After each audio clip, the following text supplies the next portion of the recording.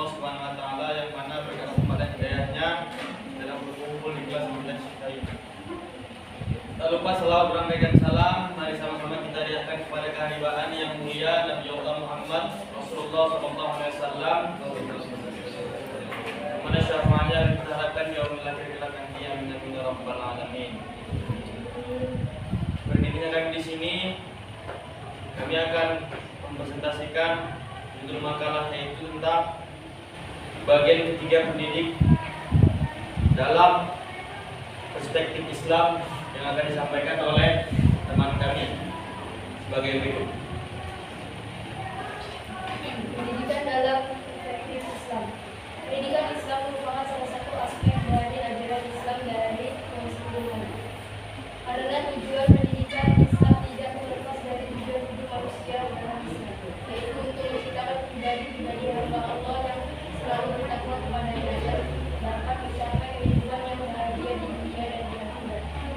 Namun tercapainya atau tidaknya tujuan tersebut tergantung pendidiknya. Artinya bahwa peran seorang pendidik dalam menanamkan nilai-nilai dalam pendidikan Islam itu sangat memengaruhi dan merupakan bagian yang paling urgent untuk mencapai tujuan tersebut. Karena bila seorang pendidik tidak mampu menyampaikan pengajarannya dengan baik kepada peserta didiknya, maka ia akan gagal menanamkan atau menciptakan pribadi-pribadi hamba Allah yang taat kepadanya sesuai dengan tujuan daripada pendidikan Islam itu sendiri. Definisi pendidik dalam pendidikan Islam. Pendidik atau pengajar adalah orang yang mengajar atau disebut juga guru.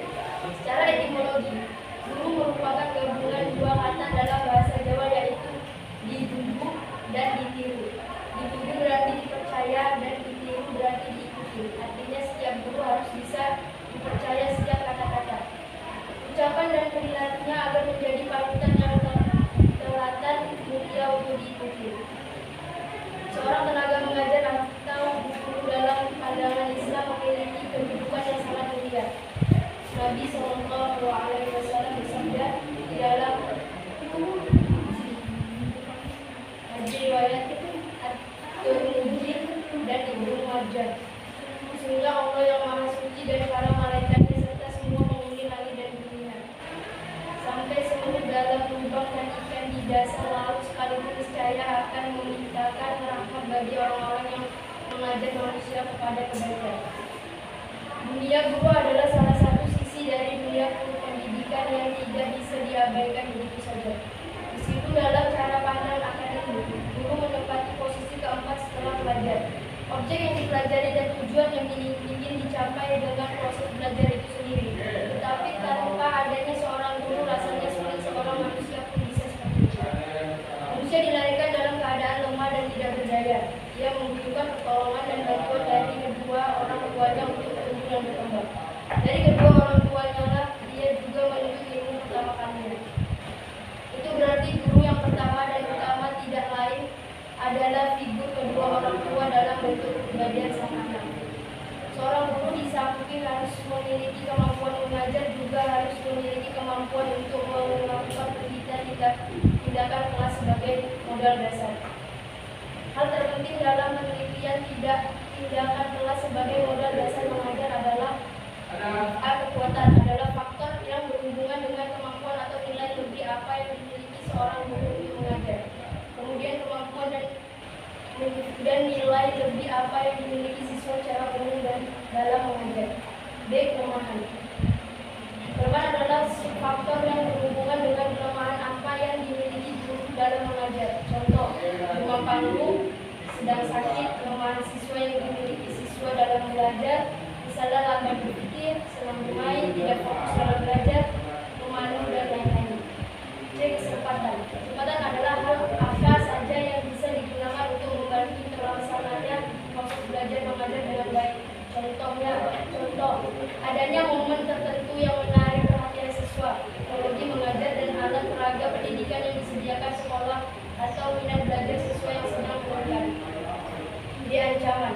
Ancaman adalah hal, situasi, dan kondisi atau apa saja yang berpotensi menciptakan kegagalan dalam proses belajar mengajar. Contoh, adanya indikasi siswa bermasalah di kelas, fasilitas dan alat peraga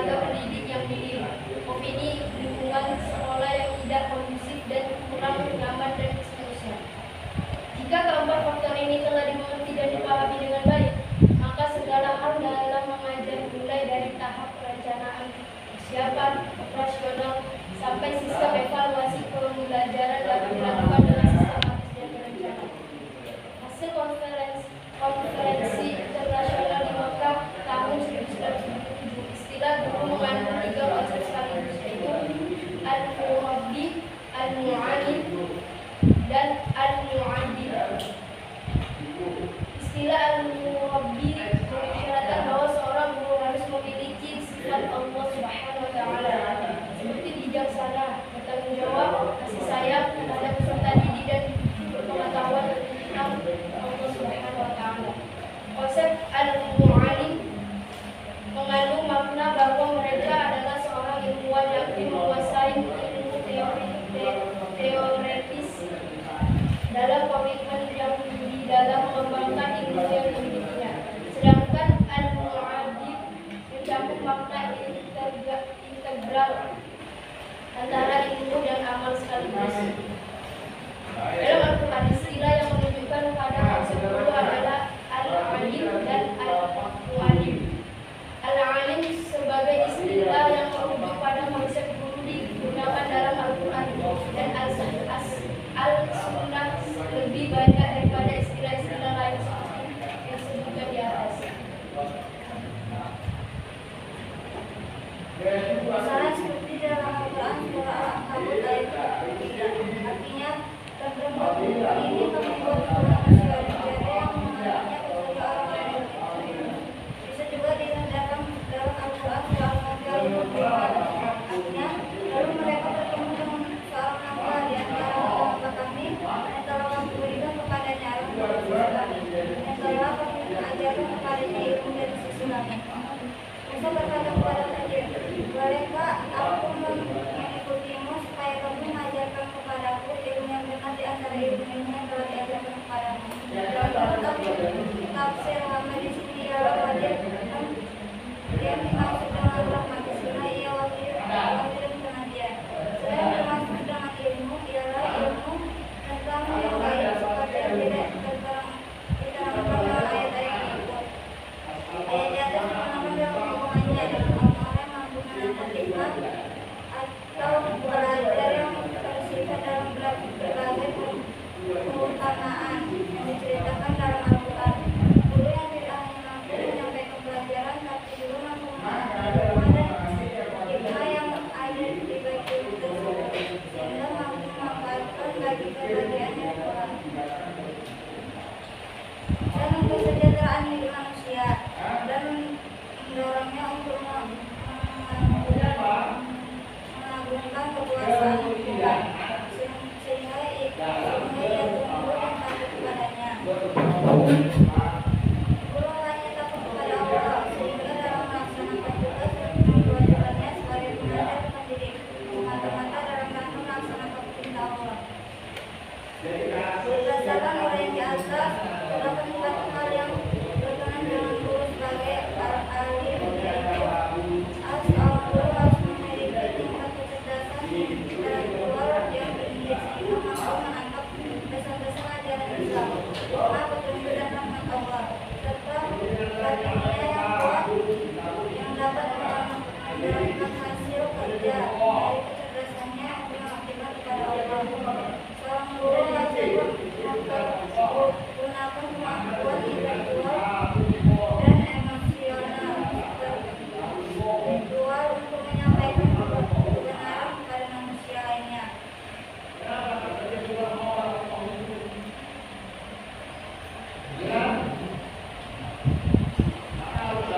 Guru saya memberi petunjuk kepada peserta didik tentang hidup yang baik, yaitu manusia yang tahu siapa pencipta dirinya, yang menyebabkan dia tidak menjadi orang sombong, menjadi seorang yang tahu berbakti kepada orang tua, kepada orang lain.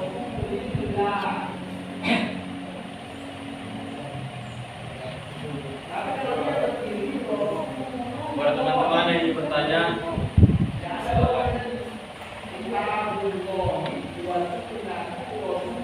Tiga.